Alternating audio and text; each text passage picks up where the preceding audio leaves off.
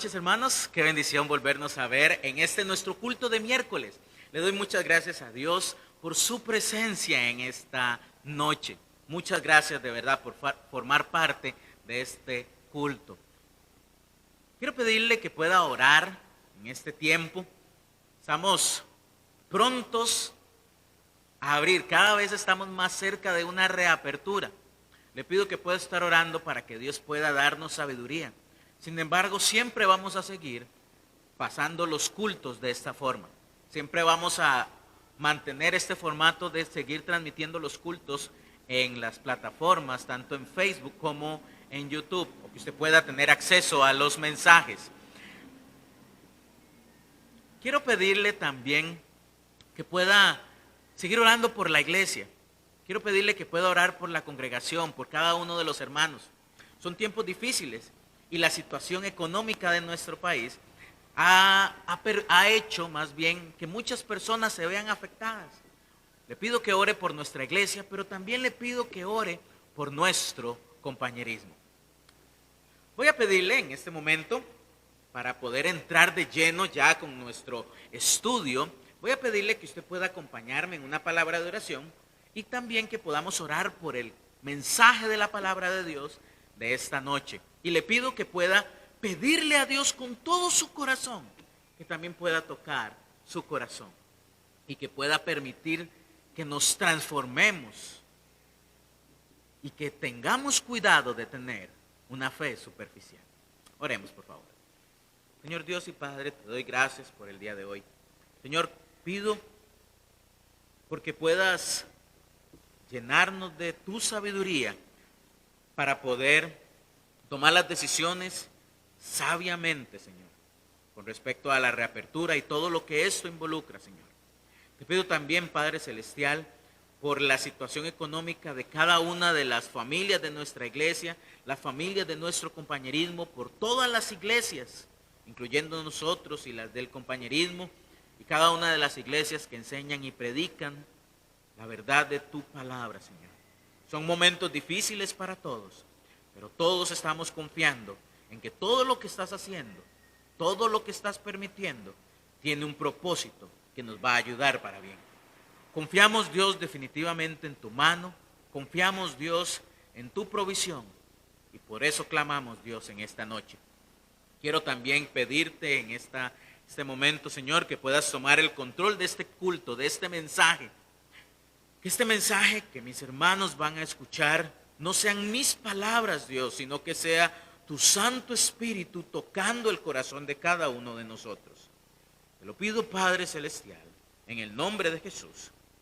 Amén. Hace unos años leí una frase que la verdad en el momento me sorprendió bastante por lo aplicable que era, por lo veraz que era. Y hoy he notado que se cumple muchísimo más. Esta frase yo creo que más o menos hace unos 7 años la había escuchado. La frase dice lo siguiente: desde que los hombres han dejado de creer en Jesús, no es que no crean en nada, ahora creen cualquier cosa. Desde que los hombres, obviamente estamos hablando de hombres, hombre y mujer, como especie humana, desde que el hombre ha dejado de creer en Jesús, no es que ha dejado de creer en nada o es que ya no cree en nada. Ahora la verdad es que cree cualquier cosa. Y eso me llama mucho la atención, porque esto no es nada nuevo. Voy a pedirle que me pueda acompañar a Romanos, el capítulo 1. Romanos 1, verso 21. Romanos 1, 21. Y vamos a leer hasta el verso 23. Dice la palabra de Dios de la siguiente forma: pues habiendo conocido a Dios, no le glorificaron como a Dios, ni le dieron gracias, sino que se envanecieron en sus razonamientos y su necio corazón fue entenebrecido. profesando ser sabios, se hicieron necios y cambiaron la gloria del Dios incorruptible en semejanza de imagen de hombre corruptible, de aves, de cuadrúpedos y de reptiles. Dios ya nos había anunciado lo que iba a ocurrir. Cuando dejamos de tener la imagen correcta de Dios, la percepción correcta de quién es Dios, de Dios revelado o revelándose por medio de su palabra, detona en una imagen contraria a lo que Dios ya dice. Es curioso cómo una fe tan superficial o como una fe superficial me lleva indudablemente a otro de los peligros, como lo es la creación de una plataforma para las falsas enseñanzas y, ¿por qué no también de falsas creencias que yo mismo adopto en mí? Esto significa entonces que puedo creer con todo el corazón en algo y estar equivocado. La realidad es que sí. Puedo en mi corazón sentirme complacido con una idea de Dios y al mismo tiempo estar equivocado. El mayor problema que enfrentamos es de dónde proviene esa imagen de Dios. Muchas veces adoptamos esa imagen, esas creencias y las abrazamos tan fuerte, pero provienen de un sistema religioso contrario a lo que Dios dice en su palabra, de mi mente carnal y humana, o de lo que me han dicho, escuchado o me han inculcado. El problema es que muchas veces una falsa idea o pensamiento de Dios puede propagarse y abrazarse tanto que nos convencemos a nosotros mismos que es verdad. El problema es que si no tenemos un fundamento, algo sólido donde anclar nuestro pensamiento, no podemos contarlo como algo veraz. La imagen de Dios se nos revela por medio de su palabra. Cuando nuestro pensamiento o idea con respecto a Dios no tiene su base fundamentada en la palabra poderosa de Dios, no la podemos tomar, por lo tanto, como verdadero.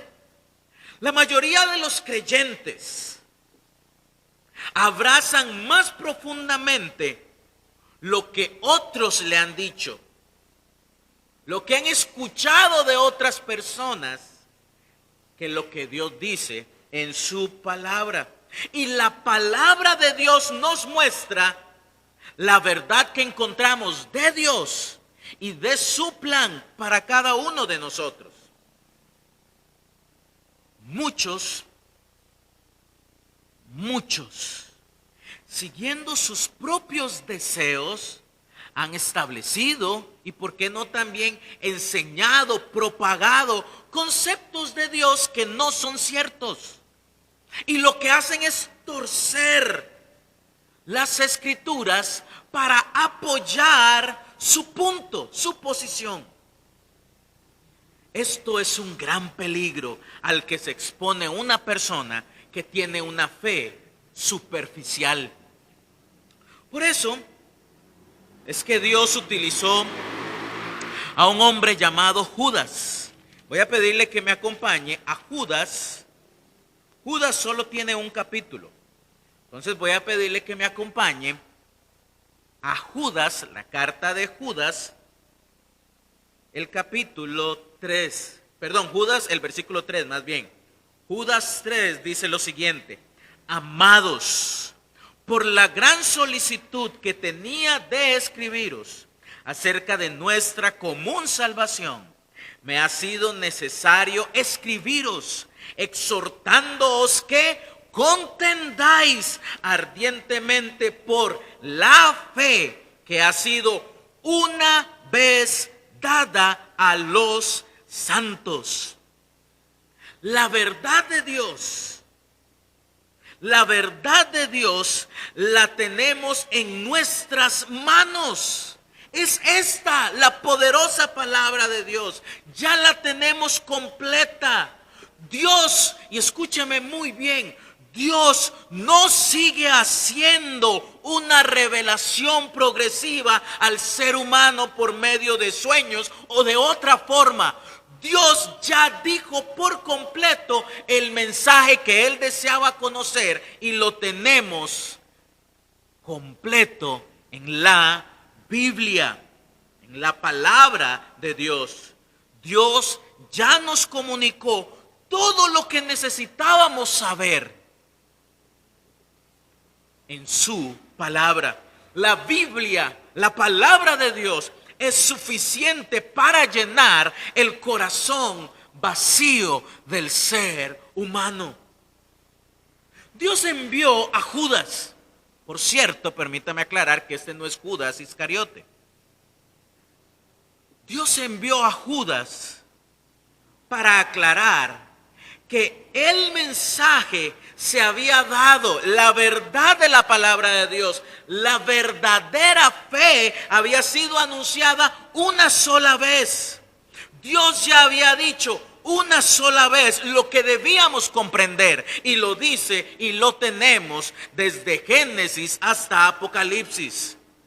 Sin embargo, este mensaje que Judas da fue necesario darlo porque el hombre, en su deseo de acomodarse a un Dios con minúscula más bueno, se encargó de formular ideas y pensamientos que distan de quién es verdaderamente el verdadero Dios. Por eso es el ardor y la pasión con el que Judas nos presenta su mensaje. Es importante comprender cómo una falsa enseñanza es toda idea o pensamiento contrario a Dios, la cual es enseñada, transmitida, propagada como si fuera verdadera. Una falsa enseñanza es todo pensamiento o idea contraria a Dios, a su palabra. Una idea errónea de Dios consiste en adulterar aspectos sobre cosas vitales acerca de Dios, sobre nosotros, sobre el pecado o sobre Cristo mismo. Toda idea falsa parte de un concepto equivocado de Dios. Ahora nos damos cuenta entonces por qué es tan importante tener un concepto correcto de Dios. Un concepto incorrecto de Dios me lleva a tolerar, abrazar y hasta propagar ideas que realmente no se apegan a Dios ni a su palabra. En Romanos vimos cómo el hombre cambió a Dios por sus ideas, por sus conceptos, por sus pensamientos. El fabricar estas ideas que no son de Dios y el empeño de la naturaleza humana de autoconvencerse que son reales, lo que reflejan, lo que manifiesta es que la naturaleza carnal del hombre no está deseando permitir dentro de sí la idea de Dios, de quien realmente es, de quien realmente dice su palabra. Hace un tiempo escuché a un famoso pastor, y digo pastor porque es así, es como es conocido, en el que decía que no seamos tan duros con nosotros mismos. Porque Dios necesita que nosotros falláramos para que Él tuviera propósito de existencia. Si usted analiza la expresión, la frase, es realmente peligrosa. Dios no me necesita a mí para ser Dios. Dios no necesita que yo falle para entonces Él tener un propósito, un sentido de existencia. Dios es Dios, no soy yo, no somos nosotros. Pero una falsa idea de Dios detona en la fabricación de ideas o pensamientos contrarios a Dios. Y en muchos casos no solamente son abrazadas por nosotros mismos, sino también son propagadas, son difundidas y son enseñadas.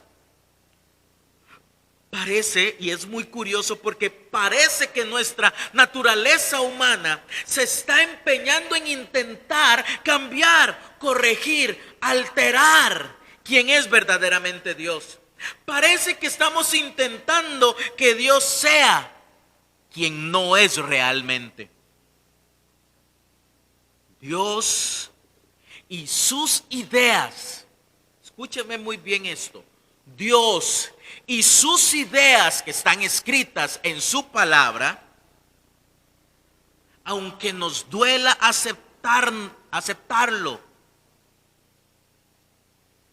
están por encima de nosotros y de nuestras ideas. Y lo mejor para nosotros es que sometamos nuestras ideas y nuestros pensamientos a Él, que los analicemos a la luz de su palabra, como nos enseña la palabra de Dios en un sinnúmero de textos. ¿Quieres saber cómo hemos cambiado a Dios? ¿Quieres saber cómo hemos intentado adoptar falsas ideas dentro de nosotros? Porque llegamos a permitirnos incluso una de esas falsas ideas, a manera de ejemplo, es que permitimos el pecado porque decimos que Dios nos ama. Y como Dios me ama, esto es el pensamiento de muchos, como Dios me ama, entonces Dios tiene que permitirse el pecado, porque Dios ama al pecador. Con esto no estoy diciendo que Dios no desee la salvación de todos, pero hay que entender muy bien lo que la palabra de Dios nos dice. Y veamos lo que dice Salmos el capítulo 7. Salmos 7. Salmos 7. Es que Dios no va a juzgar a nadie. Salmos 7, el verso 11. Vea lo que dice. Dios es juez justo. Juez justo. Dios está feliz contra el impío todos los días. Eso es lo que dice la palabra de Dios. No, ¿verdad? Dice, Dios está airado contra el impío. ¿Quién es el impío? El que practica, el que vive en el pecado. Dios está airado, enojado, molesto en gran manera contra el impío todos los días. Lanza la oportunidad en el verso 12. Si no se arrepiente, lanza la oportunidad de arrepentirse, pero advierte qué ocurre si no pasa. Si no se arrepiente, Él afilará su espada, armado tiene ya su arco y lo ha preparado. Ay, pero es que Dios me ama y Dios tolera todo el pecado que yo haga. Falso, no es lo que dice la Biblia, pero nota cómo esas ideas o pensamientos. Muchos dicen, es que no hay que juzgar. Déjeme recordarle que la Biblia dice, juzgad con justo juicio. ¿Dónde encontramos el justo juicio? En la palabra de Dios. No es juzgar de acuerdo a mi creencia, a lo que yo pienso. Es juzgar de acuerdo a una base sólida que la encontramos en la palabra de Dios. ¿Nota cómo intentamos fabricar a un Dios diferente del que la Biblia nos presenta, que es el verdadero? También, otro ejemplo, tendemos a permitirnos el pensamiento y decimos, no, es que Dios no castiga. Dios no castiga a nadie. Lo que pasa es que se ignora lo que dice Proverbios 3. Acompáñeme a Proverbios el capítulo 3. Proverbios el capítulo 3, el verso 11. Proverbios 3, 11. Proverbios 3, 11. Dice Proverbios 3, 11. No menosprecies, hijo mío, el castigo. Para los que dicen que Dios no castiga. No desprecies, no menosprecies, hijo mío, el castigo de Jehová, ni te fatigues de su corrección, porque Jehová al que ama castiga, como el padre al hijo a quien quiere. Dios sí castiga a sus hijos, y eso es lo que nos dice su palabra. Pero tal vez usted dice, pero es que eso es en el Antiguo Testamento. Bueno, déjeme decirle, el Antiguo Testamento también tiene una aplicación para nosotros. Pero está bien. Tal vez usted dice que eso es del Antiguo Testamento, eso era el viejo pacto, ignorando lo que la Biblia dice, por supuesto. Pero veamos lo que dice entonces en un texto del Nuevo Testamento. En Hebreos, el capítulo 12, comenzando en el versículo 5. Hebreos, capítulo 12, el verso 5, donde dice lo siguiente: y habéis ya olvidado la exhortación que como a hijos se os dirige, diciendo, hijo mío, no menospreciéis la disciplina del Señor, ni desmayes cuando eres reprendido por él, porque el Señor al que ama disciplina y azota a todo aquel que recibe por hijo. Si soportáis la disciplina, Dios os trata como a hijos. ¿Por qué? ¿Qué hijo es a quien su padre no disciplina? Por cierto, Dios está a favor de la disciplina, no del maltrato. Pero si se os deja sin disciplina, de la cual todos han sido partícipes, entonces sois bastardos y no hijos. Y la realidad es que podríamos seguir mencionando un sinnúmero de falsas ideas y pensamientos que nos permitimos por tener una fe superficial, por tener un concepto erróneo de quién es Dios.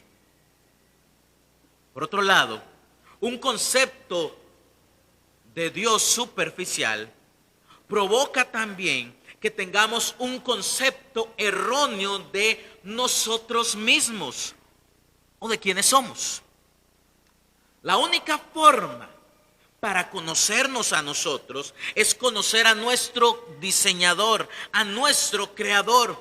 Un concepto erróneo de Dios provoca un concepto erróneo de nosotros mismos. Es por eso que existen cientos y miles de personas con una baja autoestima, problemas de aceptación y demás. No logran comprender el valor que tienen realmente, porque a la luz del mundo no cumplen los estándares, pero a los ojos del Creador son perfectos. Pero se desgastan muchos buscando llenar un vacío con personas, relaciones, cosas materiales, drogas, etcétera, etcétera, etcétera. También un mal concepto de Dios no solamente me lleva a tener un concepto equivocado de mí mismo, sino que también me lleva a tener un concepto equivocado del pecado. Me lleva a tener un concepto equivocado del pecado. El pecado, cuando yo no veo a Dios como es realmente, me lleva a permitir el pecado, a verlo desde otra perspectiva distinta de Dios. No olvide que estamos hablando como una fe superficial me lleva a ideas o pensamientos que no van acorde con Dios. Y el pecado es otra de las cosas que cambian cuando tenemos una imagen incorrecta de Dios. El pecado es ir en contra de Dios, es rebelarnos contra su voluntad. Si nosotros viéramos el pecado como deberíamos de hacerlo, desde la perspectiva de Dios y de su palabra, indudablemente nos alejaríamos tan solo de la simple idea de pensar, no es consumarlo, nos alejaríamos de la simple idea de pensar en cometerlo. Una falsa idea que hemos permitido en nosotros es ser tolerantes a nuestro pecado o al pecado de otros. Y eso no lo podemos permitir. Pero la mente humana que no se somete a Dios es capaz de permitir, de creer, de propagar cualquier cosa, idea, pensamiento lejana de Dios. Es por eso que una idea correcta de Dios me lleva a alejarme de la falsedad, de la mentira, de cualquier falsedad que escuche mi mente carnal. Por eso voy a pedirle que me pueda acompañar a un texto más. Regresemos a Judas. Judas, por favor. Judas. Por eso es que Judas escribió los versículos 20 al 23. Pero vosotros, amados, edificándoos sobre vuestra santísima fe, orando en el Espíritu Santo, conservaos en el amor de Dios, esperando la misericordia de nuestro Señor Jesucristo para vida eterna. Alguno que duda o algunos que dudan, convencedlos. A otros, salvad. Por eso estamos anunciando esto. A otros, salvad, arrebatándolos del fuego. Y de otros, tened misericordia con temor, aborreciendo aún la ropa contaminada por su carne. Hermano, permítame exhortarle, por favor, a alejarse de cualquier idea propia o implantada por alguien que no esté acorde con lo que Dios dice en su palabra. Dios desea revelársenos por medio de su palabra. Y que podamos, por lo tanto, comprender quiénes somos y el daño que provoca vivir contrarios y lejanos a Él, con ideas altamente dañinas que no se encuentran en la palabra de Dios. Hermano, quiero que sepa, con todo el corazón se lo digo, que le amo en el Señor y deseo que cada uno pueda vivir una vida acorde a lo que Dios dice en su palabra. No acorde a ideas propias, no a ideas que hemos escuchado, no ideas de un sistema religioso, sino ideas que podamos vivir de acuerdo a la idea, al propósito, a la voluntad de Dios que la encontramos en su palabra. Hermano, vuélvase a Dios y arranque de su mente, de su corazón, cualquier idea o pensamiento que no sea respaldado por lo que Dios dice en su palabra. Oremos. Señor Dios y Padre, muchas gracias, Dios, por la verdad que encontramos en cada una de las páginas que están escritas en tu palabra. Te rogamos, oh Señor, que puedas tomar el control de cada una de las vidas. Y te pido, Padre, que nos ayudes a arrancar cualquier idea, pensamiento o práctica que no tenga base en tu santa palabra. Toca el corazón de mis hermanos y amigos también, Señor. Por favor, te lo pido, Dios, en el nombre de Jesús. Amén. Muchísimas gracias, hermanos, por habernos escuchado esta noche. Le pido que pueda mantenerse en contacto, si Dios lo permite, este domingo a las 11 de la mañana y a las 5 de la tarde vamos a continuar con nuestro estudio de los peligros de una fe superficial. Muy buenas noches, hermanos, y que el Señor les bendiga. Estudie en su casa, a la hora que quiera. Hágalo en privado o en familia. Ministerio Fuente de Luz, iluminando con la palabra de Dios. Todo el estudio de las Sagradas Escrituras lo encontrarás en Fuente de Luz, con un extenso catálogo de estudios bíblicos que te ayudarán a adquirir de manera amena y conveniente el conocimiento de las verdades bíblicas. Fuente de Luz, con el estudio de la palabra de Dios.